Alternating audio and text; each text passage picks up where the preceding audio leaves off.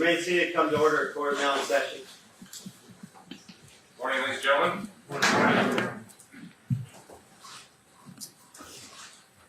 Go on record in the case of People v. David and Louise Turpin, RAF 180-034A. Morning, Your Honor. Jeff Moore from Ms. Turpin. She is present for the court custody. And good morning, Your Honor. Allison Lowe on behalf of David Turpin, also on his behalf, Brian Castro and Judith Warner present. Morning, Your Honor. Kevin Begonia for the people. Good morning, Kevin Beecham for the people. All right, we are here today for sentencing, and before we go into sentencing, the court is going to make a verbal order as it relates to the media. What you can do is that you will be free to audio record anything that goes on during the course of the proceedings. You're also free to video record everything except, and photograph for that matter, everything except when the victims come to the podium to make their statement. At that point, any cameras need to be put down next to you or on your lap. Any cell phone needs to be put in your pocket and away. Any video camera needs to face the floor or the wall or somewhere else away from where the victims are. It's a specific request by the victims, and I'm going to honor that. You will be allowed to audio record. You're certainly free to communicate recording if you wish, as far as take notes. But there is to be no video or still photographs taken of the victims when they come up to address the court. All right. So, with that said, I did speak with counsel before the court took the bench, and there is a glitch that we need to correct with respect to the sentencing. There are two counts, counts 29 and 32, which both Mr. and Mrs. Turpin entered pleas to. That was to the 236 of the penal code, that being the crime of false imprisonment. It was anticipated that that plea would be pursuant to Penal Code Section 237B, which is false imprisonment of a dependent adult. However, when the plea was taken and in the information as charged, it did not reference either 237B or 368B1. In speaking with counsel, it was certainly agreed upon that the sentence would contain the sentence prescribed for that crime, which is slightly more than the crime that is alleged as a false imprisonment. And so, for that reason, we're going to proceed as follows, just with those two counts. I assume Mr. and Mrs. Turpin, your counsel has advised you this, and what we will be doing is withdrawing a plea of guilty as to those two counts only, count 29 and count 32. The people will then amend to allege, instead of a 236, which is false imprisonment, a violation of Penal Code Section 237D, which is false imprisonment of a dependent adult within the meaning of Penal Code Section 368B1. To that new and different charge, which the court will do by interlineation in the information, we will be entering the plea of guilty, with the understanding that the same sentence that had been previously mentioned to you in time will still be what you will receive. And then Mr. Beecham or Ms. Begonia, whoever would like to do it, will take a factual basis for that plea, like we did when we were here for sentencing. And then we will move forward. So, is there a request, Ms. Lowe and Mr. Moore, to withdraw the previously entered pleas of guilty, counts 29 and 36? Yes, Your Honor. Some of All right, that request will be granted. 29 and 32, I'm sorry, 29 and 32. That request will be granted. Those pleas are guilty or withdrawn. At this point, do the people have a motion with respect to amendment of the information? Yes, Your Honor. The people would like to request that count 29 be amended to include Penal Code Section 237 subdivision B / Penal Code Section 368 subdivision B subsection 1. And with regard to count 32, we request to amend that to read as Penal Code 237 / Penal Code Section 368 subdivision B subsection 1. All right. Any objection and any formal reading and advisement, Ms. Lowe? No objection, so waived. no objection, so waived, and then waived into effect. All right. Then to those two counts, starting with count 29, Mr. and Mrs. Turpin, to a violation of Penal Code Section 237B, which is false imprisonment of a dependent adult. How do you plead to that charge, Mr. Turpin? Guilty. And Mrs. Turpin? Guilty. All right, and then in count 32, to a violation of Penal Code Section 237B, which is false imprisonment of a dependent adult in the meaning of Penal Code Section 368B1. How do you plead to that charge, Mr. Turpin? Guilty. And Mrs. Turpin? Guilty. All right, and it will be the same dates and same alleged victims. After directly examining the defendant, court finds that the defendant understands the nature of the charges against him, the consequences of their pleas, and that the pleas are free and voluntary. Then, a factual basis of the speech. Thank you. Mr. and Mrs. Turpin. First, Mr. Turpin. Is it true that on or about January 15th, 2015 through and including January 14th, 2018 in the County of Riverside, you did in fact commit a violation of Penal Code Section 237, Subdivision B, within the meaning of Penal Code Section 368, Subdivision B, Subsection 1, in that you willfully and unlawfully by violence, menace, fraud, or deceit violate the personal liberty of Jane Doe number 4, who was then a dependent adult within the meaning of Penal Code Section 237, Subdivision B, and 368, Subdivision B, Subsection 1. Yes. Mrs. Turpin.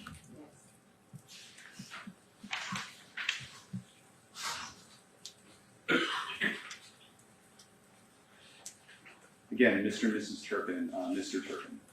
Is it true that on or about January 15, 2015 through and including January 14, 2018 in the County of Riverside, you did in fact commit a violation of Penal Code Section 237, Subdivision B, within the meaning of Penal Code Section 368, Subdivision B, Subsection 1, in that you willfully and unlawfully, by violence, menace, fraud, or deceit, violate the personal liberty of John Doe number 1, who was then a dependent adult within the meaning of Penal Code Section 237, Subdivision B, and Penal Code Section 368, Subdivision B, Subsection 1.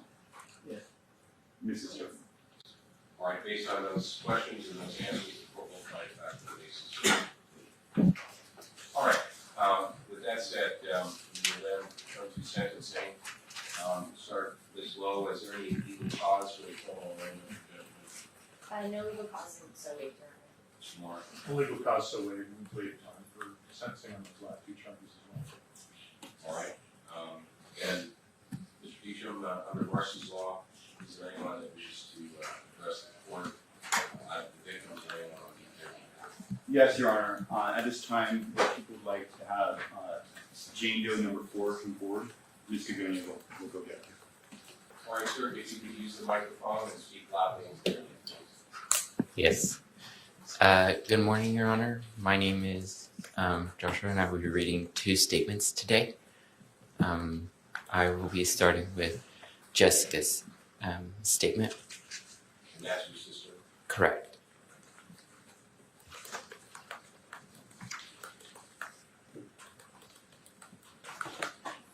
I love both of my parents so much. Although it may not have been the best way of raising us, I am glad that they did, because it made me the person I am today. I just want to thank them for teaching me about God and faith. I hope that they never lose their faith. God looks at the heart, and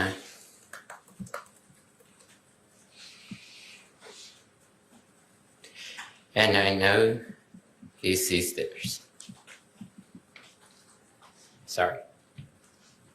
Sorry, you.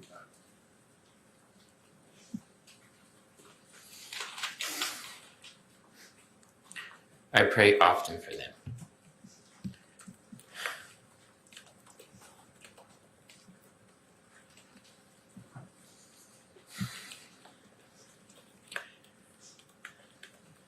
I am doing well.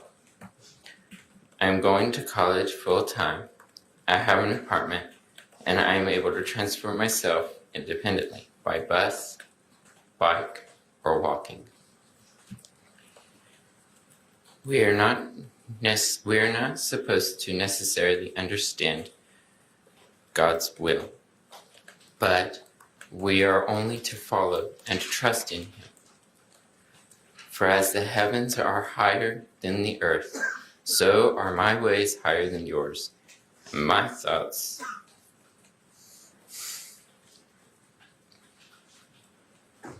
than your thoughts, said the Lord. Isaiah 55:9.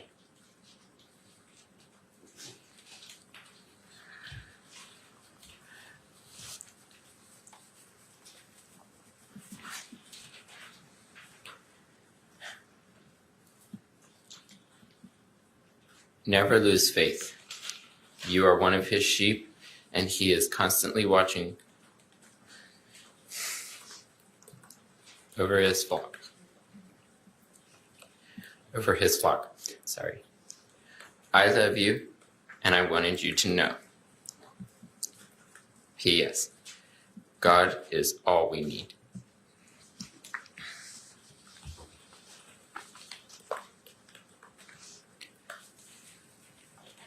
The next statement I will read is my own.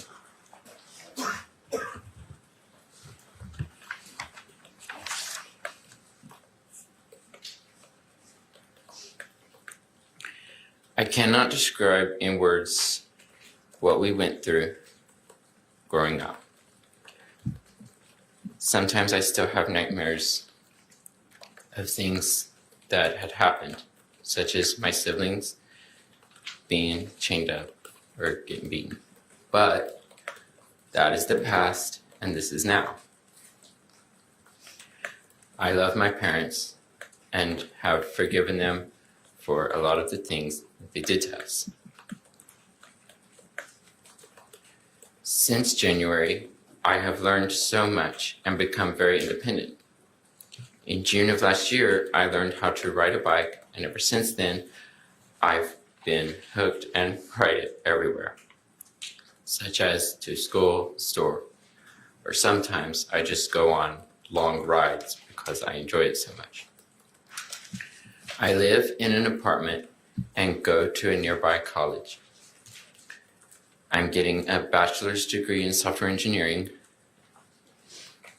and after I get my bachelor's degree, I'm going to get a job as a software engineer and go to school part-time to get my master's degree. I also have learned how to advocate for myself, how to swim, how to eat healthy and prepare a balanced meal. I've also been learning how to manage money wisely. Thank you, Your Honor. Thank you.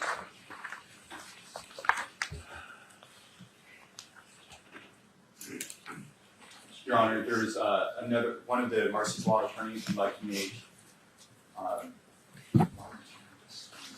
one impact statement. All right, can you state your name for the record, spell both first and last, and then to the extent we're reading from someone, if you could either just use first name or name of your honor. My name is Janet Latourette, JANETLATOURETTE.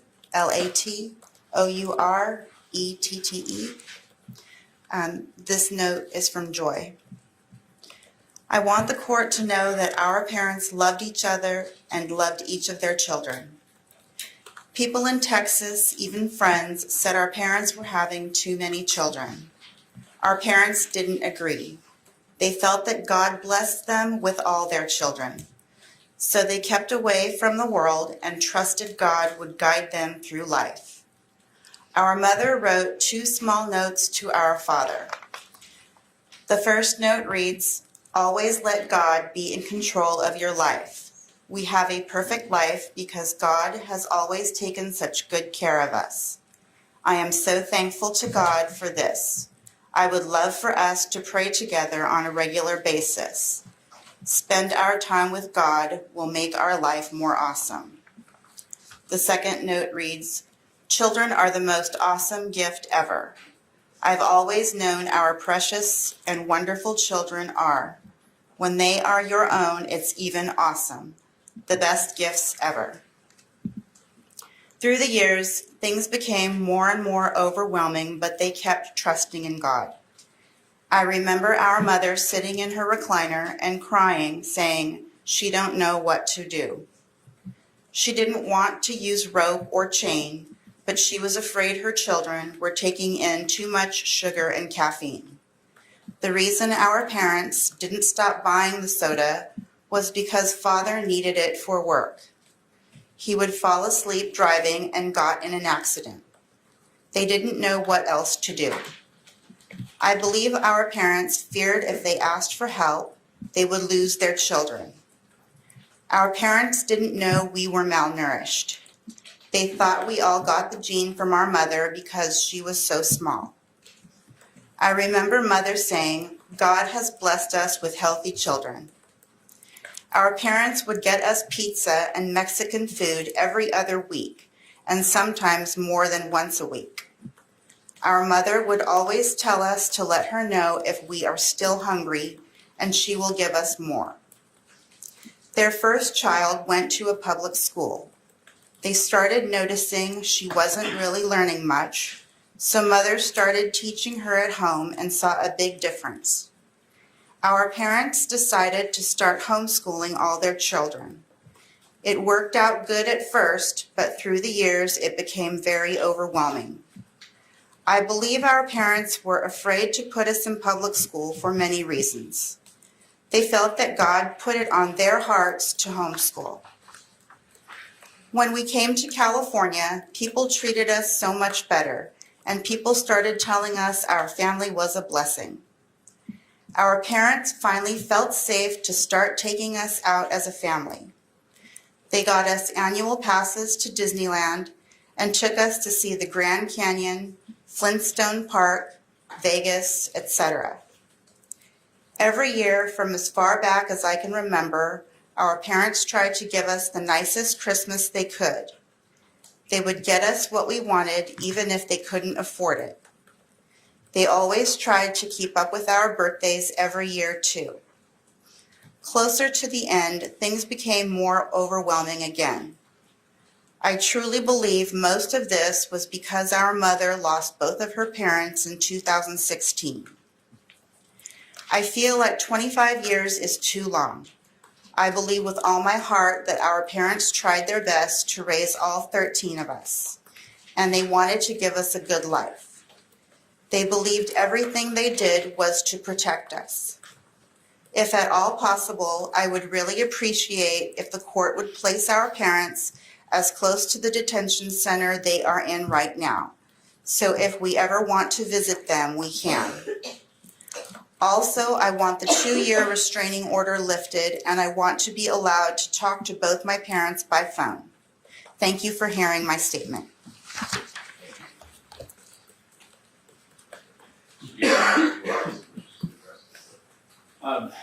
Not to address the court, Your Honor, we spoke in chambers about this.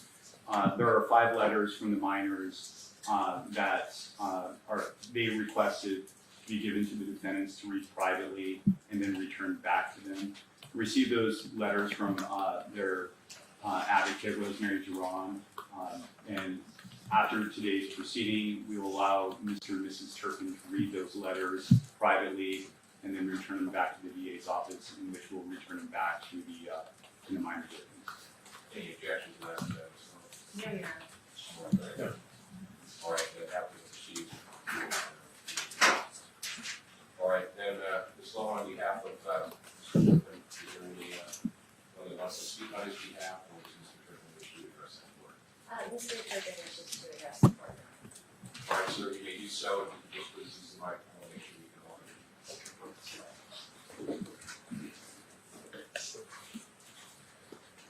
Your Honor, I'm gonna ask my attorney to read my statement for me. All right.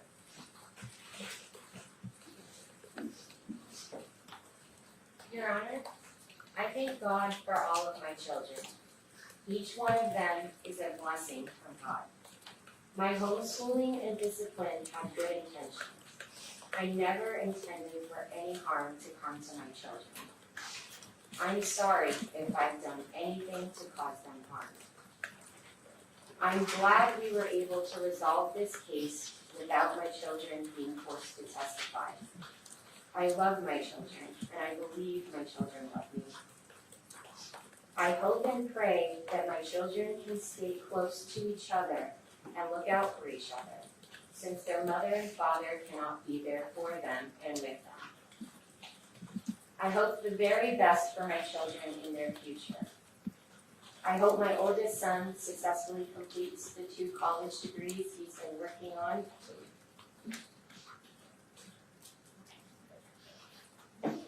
I'm sorry, I needed to modify that part of the statement.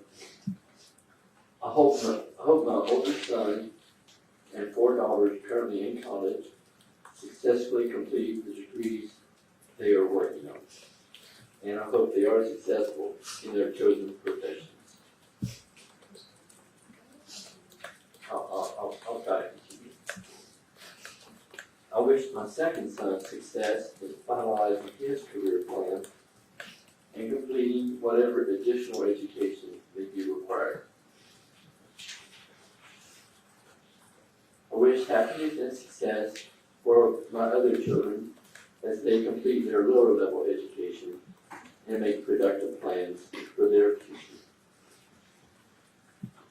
I am so proud of each and every one of my children. I miss all of my children, and I will be praying for them. I long for the opportunity to have contact with them again. Thank you. Thank you, sir. Is there anyone else that wishes to speak on behalf of Mr. Turpin? No, Your Honor, thank you. Mr. Moore, is there anyone that wishes to speak on behalf of Mrs. Turpin and Mrs. Turpin? Yes, we do have a statement from Ms. Turpin. Just one moment. She'll be reading. All right. Speak loudly and clearly into the microphone. I want to say to you, Your Honor, and the court, I'm sorry for everything I've done to hurt my children. I love my children so much. I'm blessed to be the mother of each one of them. I only want the best for them. Their happiness is very important to me. They're very smart, amazing individuals. I hope they get all the education they need to make their dreams come true. They deserve only the best in life. I don't want any of them to be sad or depressed because of all of this. I want them to know that Mom and Dad are going to be okay. I also want them to know I believe God has a special plan for each of them. I really look forward to the day I can see them, hug them, and tell them I'm sorry. I want them to know how special they are and how very proud I am of them. I pray for my children every day. I want to say again, I'm truly sorry.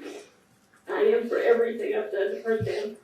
I love them more than they could ever imagine. Thank you, Your Honor. Thank you. Mr. Moore, is there anyone else that wishes to speak? Not at this time. Speak him, for this. Not as to sentencing, Your Honor, with regard to the criminal protective orders, I did provide the court with termination of the current protective orders with new protective orders for the victims who wish to have a protective order. I reached out to all their advocates or themselves personally and gave Your Honor the protective orders that they're seeking at this time. All right, and as well, Mr. Moore, you both review those protective orders and discuss those with clients. It applies to some, not all. There's also differences with respect to the amount of time that you have to explain it to your clients. I have your. Yeah, sure. All right, and Mr. and Mrs. Turpin, you understand that there are protective orders that the court is going to put in place today.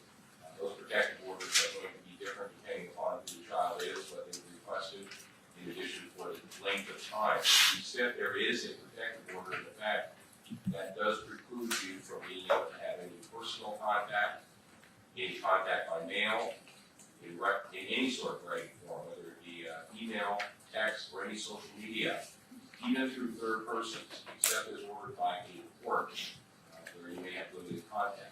Other than that, the contact is excluded. You understand that, Mr. Turpin? And Mrs. Turpin? Yes. All right, so at this time, the court will terminate previously ordered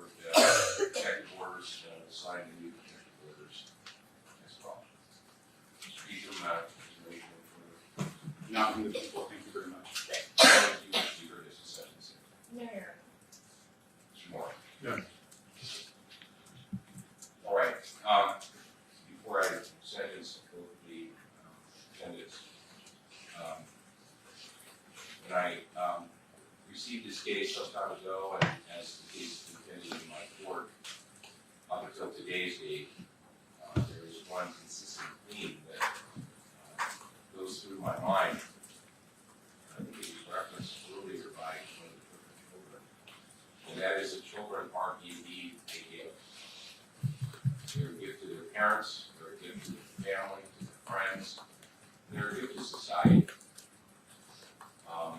They're a gift to their parents in the sense that the parent should be joyful of firsts in their child's life. First day of school, first date, first graduation, first job, marriage. All of those things should be enjoyed by parent and child alike. But they're also a gift to society. They're a gift to society because you don't know what a child is going to do when they get through their schooling and seek their occupation. Maybe they'll become a scientist and discover a cure for some disease, or maybe they'll be a doctor or a first responder to save someone's life. Maybe they'll enter the military and protect our country. Or maybe they'll just otherwise become a good citizen who makes the world a better place. The selfish, cruel, and inhumane treatment of your own children has deprived them, their family, their friends, and society, and especially both of you, those gifts. Their lives have been permanently altered in their ability to learn, grow, and thrive. You have delayed their mental, physical, and emotional development. To the extent that they do thrive, here's from today that perhaps a couple of them are. It will be not because of you both, but in spite of you both. You have severed the ability to interact and raise your children. You have created and brought into this world. The only reason that your punishment is less than the maximum time, in my opinion, is because you accepted responsibility at an early stage of the proceedings. You spared your children from having to relive the humiliation and the harm they endured in that prison force. So any punishment that is given to you today will pale in comparison to the fact that you will not have an opportunity to spend 4 years with your children as a normal parent would. So, the disposition and sentencing will proceed as follows. Probation will be denied, and then unless the bargain for disposition.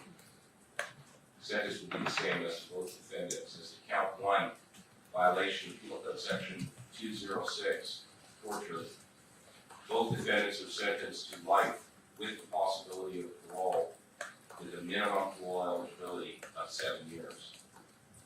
As to count 24, both defendants will be that's violation of child endangerment. Both defendants will be sentenced to the upper term of 6 years in state prison. That term is selected because it is the bargain for disposition. That term is to be served consecutively to the term imposed in count 1. As to count 15, a violation of Penal Code Section 368B1, that being dependent adult abuse, the court will sentence both defendants to the midterm of 3 years in state prison. By operation of law, it will be 1/3 of the midterm, or 1 year, to be served consecutively with all other counts. As to count 16, a violation of Penal Code Section 368B1, that being a charge of dependent adult abuse, the court will sentence the defendants to the midterm of 3 years in state prison. By operation of law, it will be 1/3 of the midterm, or 1 year. That 1 year is to be served consecutive with all other counts. As to count 17, violation of Penal Code Section 368B1, violation of dependent adult abuse. Both defendants will be sentenced to the midterm 3 years in state prison. And by operation of law, that would be 1 year to be served consecutive to all other counts. In count 18, violation of Penal Code Section 368E1, dependent adult abuse. Both defendants will be sentenced to the midterm of 3 years in state prison. By operation of law, that would be 1 year, and that will be served consecutively to all other counts. In count 19, violation of Penal Code Section 368, subdivision B, subsection 1, violation of dependent adult abuse. Both defendants will be sentenced to the midterm of 3 years in state prison. In operation of law, that would be 1 year to be served consecutively with all other counts. As to count 20, violation of Penal Code Section 368E1. Both defendants will be sentenced for dependent adult abuse to the midterm of 3 years in state prison. By operation of law, that will be 1 year to be served consecutively to all other counts. As to count 26, violation of Penal Code Section 273A, subdivision A, child endangerment. Both defendants will be sentenced to the midterm of 4 years in state prison. By operation of law, that will be 16 months to be served consecutively to all other counts. In count 27, which is a violation of Penal Code Section 273A, subdivision A, child endangerment. Both defendants will be sentenced to the midterm in state prison of 4 years. The operation of law will be 1/3 the midterm, or 16 months. That time is to be served consecutively to the time imposed in all other counts. In count 29, a violation of Penal Code Section 237B, false imprisonment of a dependent adult. Both defendants will be sentenced to the midterm of 3 years in state prison. The operation of law will be 1 additional year consecutive to all other counts. This count 32, the court will sentence the defendants to the false imprisonment charge under Penal Code Section 237B and the Penal Code violation of 368B1, false imprisonment of a dependent adult. Both defendants will receive the midterm of 3 years in state prison, or by operation of law, 1 year to be served consecutively to all other counts. In count 37, both defendants will be sentenced for false imprisonment, violation of Penal Code Section 236, to the midterm of 2 years in state prison. The operation of law will be 1/3 the midterm, or 8 months. That's to be served consecutively to all other counts. And then finally, in count 39, both defendants to be sentenced for a false imprisonment charge, violation of Penal Code Section 236. Both defendants to receive the midterm of 2 years in state prison, or by operation of law, 1/3 the midterm of 8 months. That is to be sentenced consecutively to all other counts. Total commitment then would be life with the possibility of parole, with a minimum parole eligibility of 7 years, plus an 18-year determinate term, meaning the minimum sentence would be 25 years to life. With respect to credits, the court did receive from probation a memorandum, and that memorandum indicates credits of 461 days actual, 461 days 2019 time, for a total of 922 days. People wish to be heard on that. Yeah, thank you. Ms. Lowe, Mr. Moore. No. All right, then that will be the order of the court with respect to credits. Court will further order that the defendant submit to Penal Code Section 296A for a DNA test unless they've already done so. As to victim restitution, the court did discuss with counsel A. Chambers, and the request of the people would be to refer to probation and for the court to retain jurisdiction. Is that correct, Mr. Boucher? That is correct. All right. As well as Mr. and Mrs. Turpin, this matter will be referred for actual restitution as to each of their children. Probation will contact them and any other interested parties to make determination as to what, if any, restitution is due and owing. If they find no restitution, then they'll be notified that the total fixed restitution is 0, stating all the children. If, however, there is an amount that probation believes should be set forth, then that amount will be provided to the prosecution, to your attorneys, and to you. If you agree with the amount that's being assessed, you can simply do so. If you disagree, you would have a right to have a hearing. You can waive your presence for any hearing if you wish, and allow each of the lawyers to conduct that hearing in your absence. Mr. Turpin, you understand the restitution order at this time, and do Do you wish to be present in the event of the hearing, or do you wish to waive your presence? I wish to be present. All right, and Mrs. Turpin?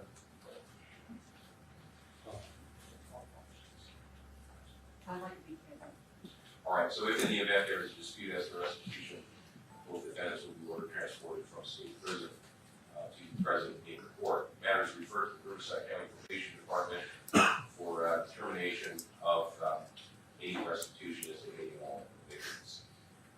As to the restitution fine under 1202.4 and the parole revocation fine under 1202.45, it would be the court's intention to impose the maximum given the number of years that the defendants are serving.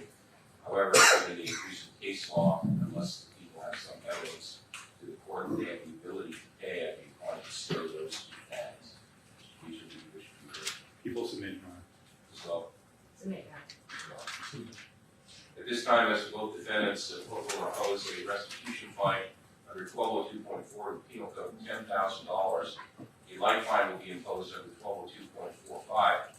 Both of those fines are stayed pending the defendant's ability to be able to reimburse the state with respect to those sums. The fines which the court is going to impose, however, is first under Government Code Section 70373, $30 per conviction. There are 14 convictions. That would be a total of $420 as to each defendant. And then the Court Operations Assessment Fee, which is $40 per conviction, under Penal Code Section 1465.8A1. And so those 14 convictions times 40 would be $560.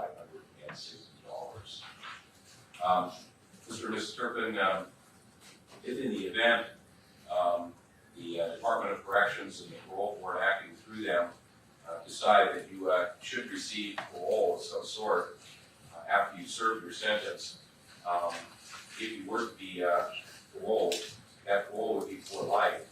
And that means that if you were to violate any term or condition of your parole, you would go back to state prison for another life term. You understand that, Mr. Turpin? And this is different.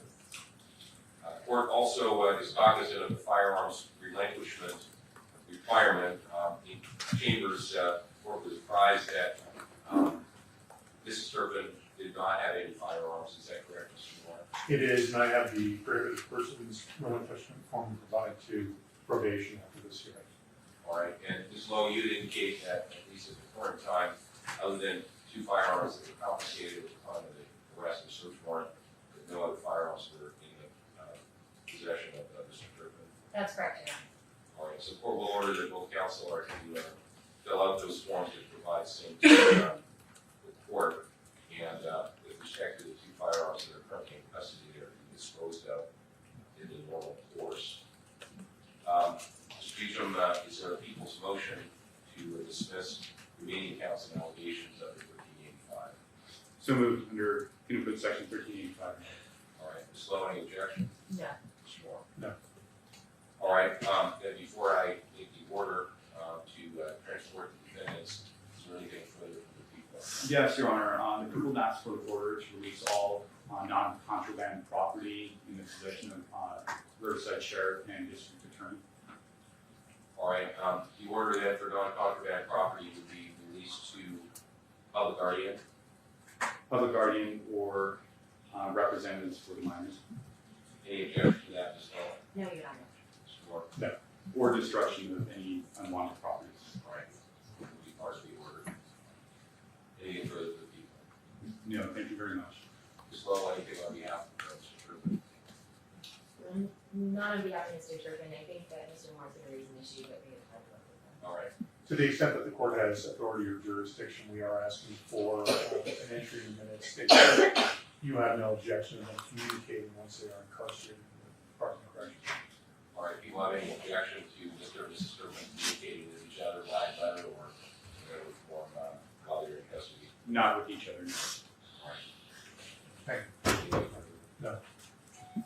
All right, at this time, court will order that defendants be transported forthwith to the Department of Corrections for immediate housing in that prison system. Thank you, guys. Thank you, Your Honor.